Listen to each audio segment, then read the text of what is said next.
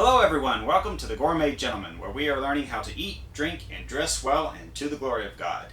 Today we are making the Manhattan, a classic cocktail that everyone should know how to make, and we'll talk a little bit about what you might want to eat with it, what you might want to wear while you're drinking it, and a few songs to put on in the background to set the mood.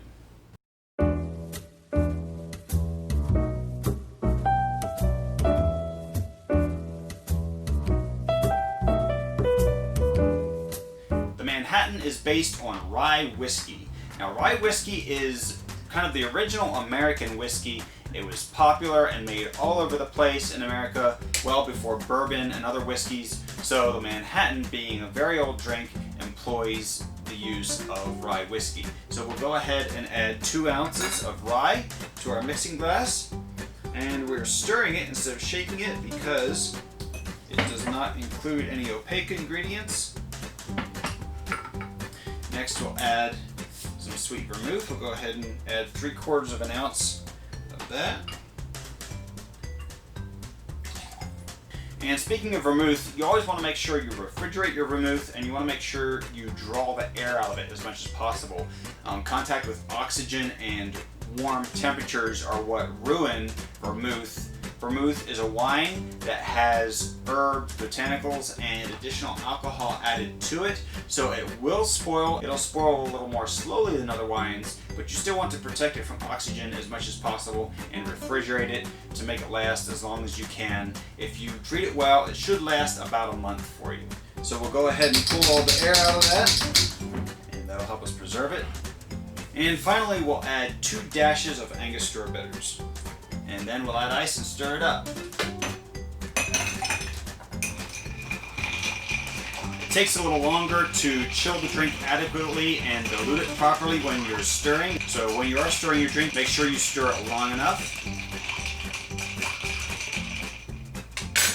And we'll take our pre-chilled cocktail glass. If you want to, you can store your cocktail glass in the fridge or the freezer, or put it in a few minutes ahead of time to cool it down. Or you can do like I did here and just put a little bit of ice and water in there ahead of time to cool it down.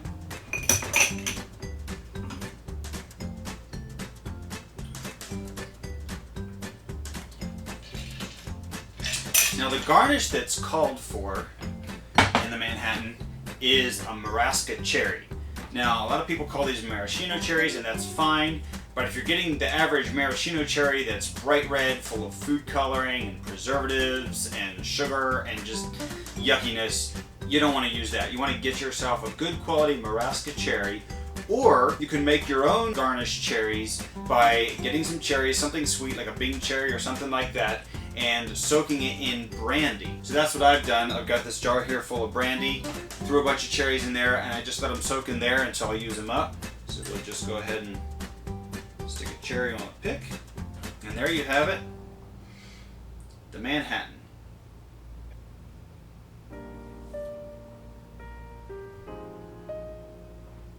The Manhattan's such a classic cocktail. If you only know how to make a few drinks well, the Manhattan should definitely be one of them. It's an old cocktail dating all the way back, as best as we can tell, to the 1860s. The origin is a little bit unclear. We don't know for sure where it came from or exactly who invented it, but there is evidence to suggest that it is as old, perhaps, as the 1860s. So it's one of the oldest cocktails that we know of. I prefer not to drink my Manhattan with a meal. I prefer to drink it kind of on its own, maybe after dinner, or with a little bit of light snack.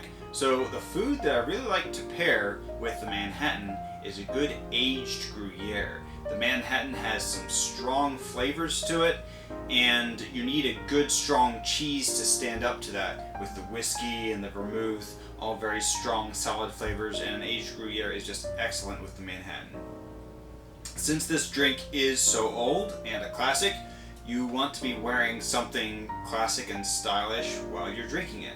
So I would suggest a double-breasted suit, and definitely top that off with a fedora for the perfect look to go with the Manhattan.